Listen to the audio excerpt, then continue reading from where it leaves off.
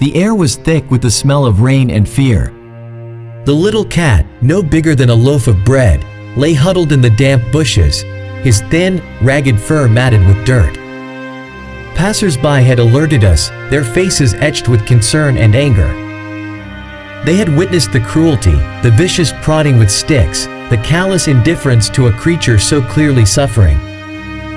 When we reached him, he was barely alive, his chest rising and falling in shallow, painful gasps. His once pristine white paws were ravaged, raw and bloody, the skin peeled back to reveal the bone beneath. A gasp escaped my lips. The vet, a kind, weathered woman with eyes that held a depth of compassion, knelt beside him and gently examined his wounds. "He's strong," she said, her voice quiet but firm, but his front paw, "it's badly damaged. We may have to amputate." A wave of despair washed over me. We were a small, struggling animal rescue, already stretched thin. The costs of treating this tiny creature would be immense, a burden we could barely afford. Yet, as I looked at his unwavering, green eyes, filled with a flicker of defiance, I knew we couldn't turn away. The days that followed were a blur of frantic activity. We launched a desperate appeal for donations, our hearts heavy with the weight of the responsibility we had taken on. The community rallied, their generosity overwhelming. We watched as the little cat, whom we named Hope, slowly regained his strength.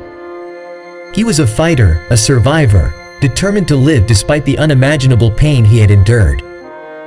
Weeks turned into months, and Hope's progress was nothing short of miraculous.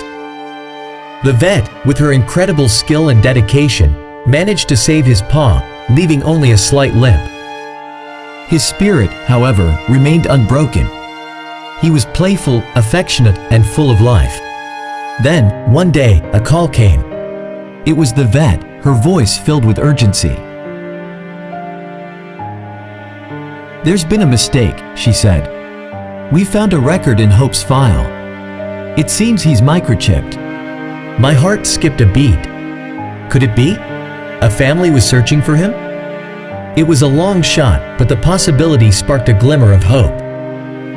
We contacted the chip company and, to our astonishment, a family came forward. It was a young couple, heartbroken after their beloved cat, Luna, had vanished weeks ago. They had never given up hope.